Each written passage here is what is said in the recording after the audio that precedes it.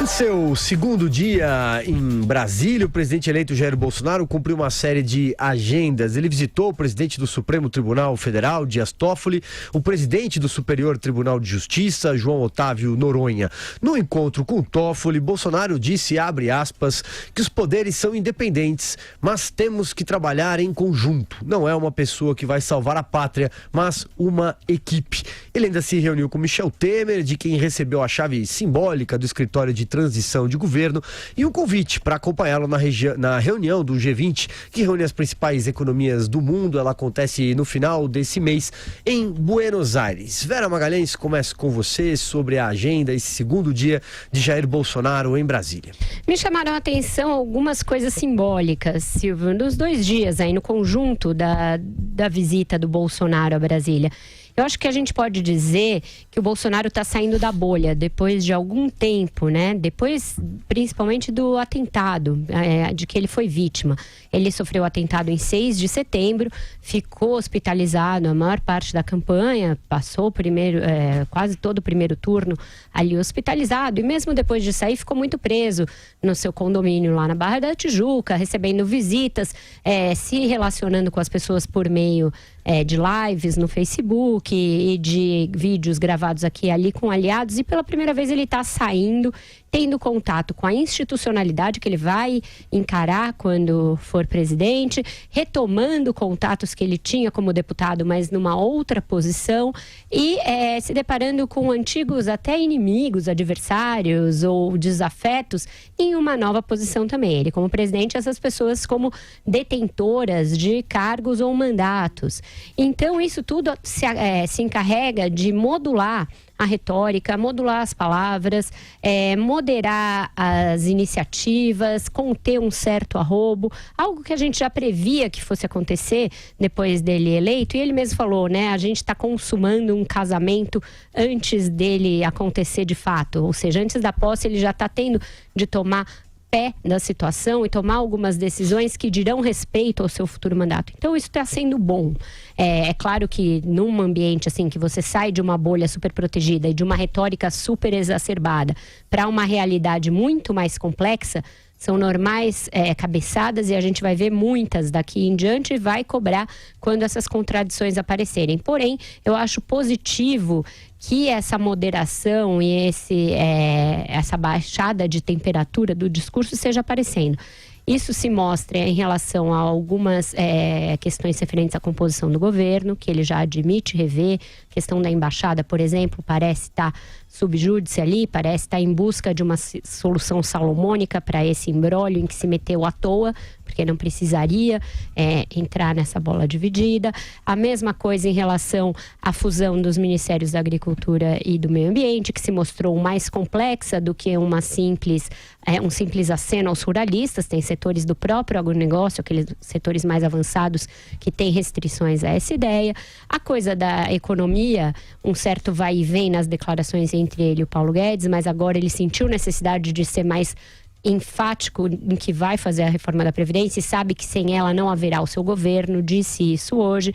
Então, e a relação com a imprensa, apesar de ontem ter tido ali um muxoxo quando foi questionado sobre o Egito, depois voltou a ser questionado, percebeu que não adianta fazer muxoxo porque as questões não somem no horizonte apenas ao bel prazer do governante, elas continuam existindo porque elas não são da imprensa, elas são vocalizadas pela imprensa e vindas de uma parcela provavelmente da sociedade, da opinião pública, do mundo, etc. Então respondeu e hoje brincou com a imprensa, vou quebrar o sigilo das negociações do BNDES, quem sabe assim vocês se preocupam menos com o presidente. Então as coisas se encarregam de ir amaciando o discurso, é como um sapato novo, né? Você põe uma calçadeira e ele vai se ajeitando ali. É isso, é o segundo dia. E aí, Andreasa, o que você achou das declarações, da passagem de Bolsonaro, dos encontros, das agendas, nesse segundo dia na capital federal? Se fosse possível avaliar um dia, né, como entidade à parte, eu diria que certamente foi um bom dia este segundo dele em Brasília, muito melhor que o primeiro. O motivo, a meu ver, muito claro, é que algo aconteceu de ontem para hoje e me parece ter sido o presidente eleito se colocando no centro do debate. Na ausência de um porta-voz designado um terceiro, que seja ele. O que a gente viu hoje, portanto, foram os seus principais assessores, os mais qualificados entre eles, inexperientes com a vida em Brasília, com o trâmite da política no mundo real, se calaram. Em certo sentido, o Bolsonaro deu uma rebaixada no Paulo Guedes, depois daquela fala do futuro ministro da Economia, segundo a qual seria necessário dar uma prensa no Congresso para fazer avançar a reforma da Previdência. O Bolsonaro conhece o trâmite da coisa, a dinâmica do Congresso. O Congresso será renovado, mas a dinâmica não muda, é um poder da República. O presidente veio com uma espécie de poder moderador, botando a bola no chão. Não foi bom para o Paulo Guedes, e não sendo bom para o Paulo Guedes, não é bom para o poder político que ele precisa em busca da reforma da Previdência. Essa é outra questão. O lado bom é o Bolsonaro no centro, mais solto, mais à vontade e com um discurso moderado. Vejam que, por exemplo, a relação com o Dias Toffoli é um sinal de que a retórica eleitoral fica para trás. É um bom sinal. O Toffoli seria uma espécie de símbolo de um adversário bolsonarista. Alguém historicamente ligado ao PT, uma nomeação para o Supremo muito controversa, ligada ao José Dirceu. Se fizermos um histórico de declarações do Jair Bolsonaro e do bolsonarismo, o Dias Toffoli aparecerá mal nesse histórico.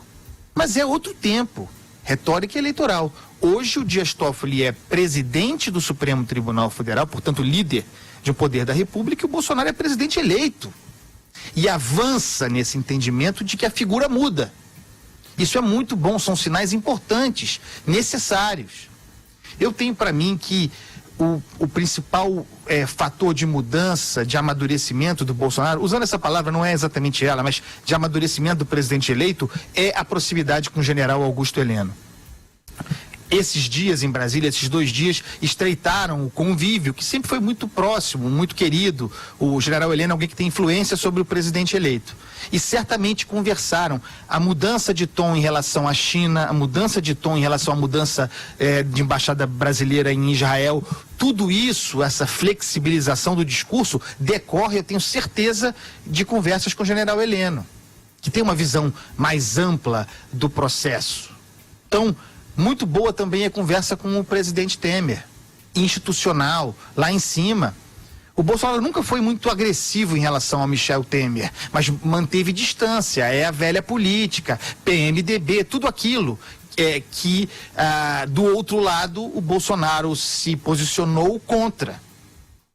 Mas agora, passada a eleição, aí está conversando, um diálogo civilizado, convites para viagem juntos, é isso que se precisa, é isso que se espera de um presidente eleito, e quando vai bem, merece os elogios. Foi um bom dia para o Jair Bolsonaro. Ainda não acabou, né?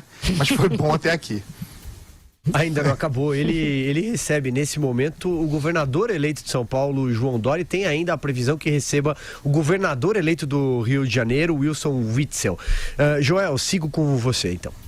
Olha, Silvio, do dia de hoje, do que a gente viu até agora, acho que há um sinal positivo a ser tirado daí. O símbolo, o que esse dia de hoje representou é o do Bolsonaro se tornando, pelo menos no nível do discurso, se tornando mais uma parte do sistema. Reduzindo aquela retórica, ou abandonando, na verdade, a retórica antissistema que marcou grande parte da sua campanha e que ainda está na cabeça de muitos dos seus militantes e apoiadores.